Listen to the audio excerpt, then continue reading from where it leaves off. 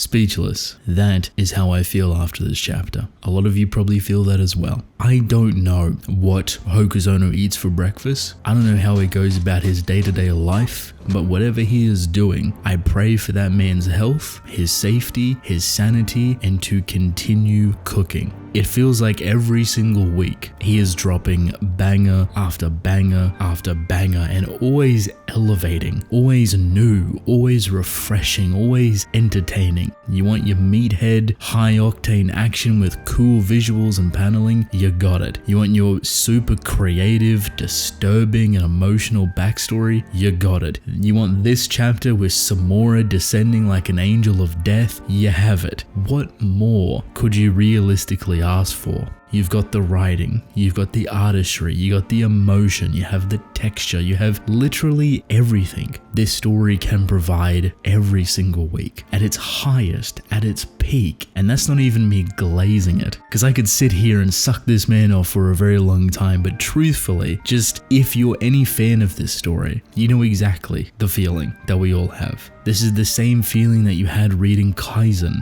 the same feeling that you might have had reading early Chainsaw Man, the same feeling for OGs like Tokyo Ghoul or AOT. Like, this is truly special, and I cannot reiterate that enough.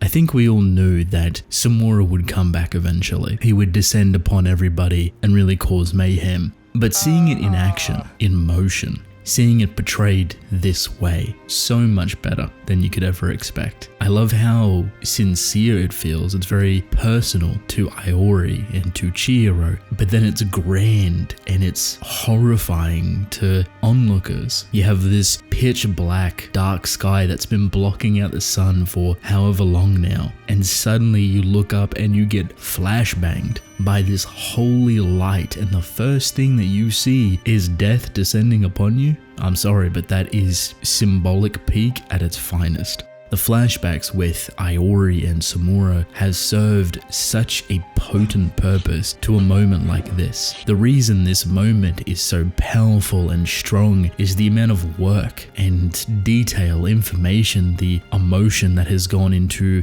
providing Iori and Samura's context and perspective. Seeing them two grow alongside each other, be vulnerable alongside each other, hide certain things to value each other's space and energy, and sacrificing very difficult things, difficult parts about their life so the other can stay around. It all builds magically towards this moment. The payoff you get, the feeling of euphoria that Iori probably has right now, how scared and unknown and grateful, just overwhelmed with so many emotions I imagine she's feeling thanks to this moment right here. And of course it's backed by two horrifying situations, two swords, enchanted blades being drawn. And that moment there too, very cool. Reminds me of that one panel in Kaizen with Todo and Yuji and Mahito about to throw down majorly. Just having those two alongside Samura and his sword, absolutely perfect. But also very nerve-wracking, because really, where do you go? How far do you take this? You know what Samura's about, you know what he's here for. He goes desperate to try and fight Chihiro to the fullest, even though he's partially injured right now. Chihiro's wielding his sword so he can lure Samura here so Iori can meet her father again, while turning around to also try and protect her from Hiko. Not to mention the grunts around, Toto's teleporting in and out, and Kaguri somewhere in the background there, so it's still a problematic situation. This isn't easy, and no one really knows what Samura plans to do, on top of what we already know. Honestly, there's a really good chance that Samura doesn't do what we think he would, taking the enchanted blades from Chihiro and Hiko. The only way I see that being applicable is because of Iori. I don't know what type of persona he wants to put on. I don't know if he wants to play the father role or the killer role, but he's gonna have to choose very quickly. Iori is deep in this situation. We've had a massive flashback with her. Throwing her to the side or getting rid of her memories doesn't seem respectful now. Doesn't seem like any sort of idea. We want to keep her within the story. We want to have her alongside Chihiro or even Samura, which would be weird. But she's so much more now. She's incredibly valuable. She's beautifully written, and I love the energy that she's bringing. So she plays a curveball to Samura for sure. He's descending here not expecting to see her, and yet that's his daughter, prepped and ready to go. So now you gotta ask yourself, does he try to kill in front of her? Does he try to take the swords? Or does he play a little bit more neutral? More defensively, more passively? Does he try to just take Iori away from this situation and leave them there to fight? I really like the beginning of the chapter too. It gives you a lot of information to work with. The conversation between Samura and Yura, and pretty much equal grounds that they're on. Samura's worried about the future, Yura's penning the whole malediction and the prophecy, and that's going to happen again. And this is right after Chihiro's father's been killed. Samura's not as aggressive as I thought he would have been. He seems almost willing to listen, incredibly passive, a little bit peeved off, but not aggressive. I think the way Yura has explained malediction to him before those events really gets under his skin. Obviously, it's the reason why he removes his daughter from his life and isolates himself, because he's thinking about this future and how to handle it. I guess you're seeing the full effects of it in real time. Every piece, everything connected to the sins, to the war, to malediction, to the sword saint has to go. And Yura surprisingly lays it on very bare bones. Like, sure, you can say he's manipulative and twisting of words and conniving, that's just part of his nature and his character, but he oddly feels sincere when he talks about malediction, when he talks about the want of getting rid of the sword saint. That makes me very nervous, because the story has gone the way Yura wanted it to. Malediction and him wielding it is kind of in sight, but I guess what you can't really calculate is Chihiro. He's kind of the anomaly of the group, the unpredictableness, something that Yura probably didn't see happening, and he's quite literally created Kagurabachi's narrative. Yura is the reason why Chihiro is doing what he's done, why his innocence was taken away. A part of me also believes that Chihiro's father was planning for this. The reason the sword N10 was created to begin with, a sword that could outclass, outrival, or even just break other swords.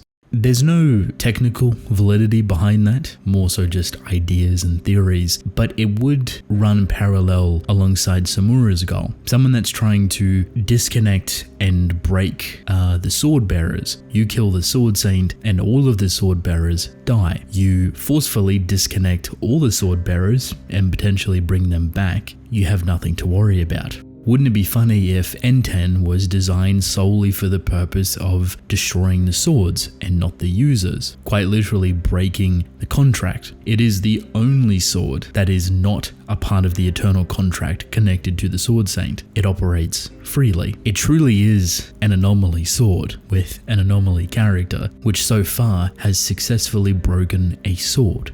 I like how they talk about the saint as well in Malediction. That island that was decimated has been sealed off, but Malediction itself, the power, the flowers that bloom from the sword, is still active, which means that the sword saint is still incredibly angry. Now, my takeaway from this, sword saint, very angry guy, very messed up. Do not let him free. That is a menace. Secondly, Yura knows way too much. He knows more than Carbanabi and everybody else combined. How does he know this information? Like, so detailed. He knows the contracts, how they work. He knows how the swords work. He knows about malediction. He knows about the sins and the crimes that have been committed, the genocide, ethnic cleansing. But then he also knows that the island has been sealed off, so publicly no one would be able to know about it or go to it or even visualize it. But he also knows the ability is still active on that island. How? Yura is a very fascinating character. I think there's a lot more to what he represents and what he's actually trying to do, because while he talks incredibly open about stopping malediction and wanting to wield the sword himself, it just doesn't line up to what happens after.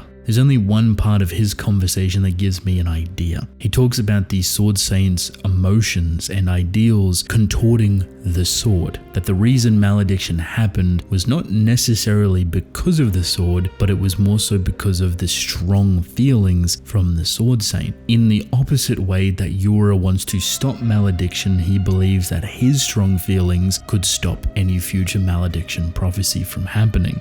What would his strong feelings be? What what would his ideals look like if manifested into a sword. That is what he's trying to accomplish. What that is though, good, bad, we don't know.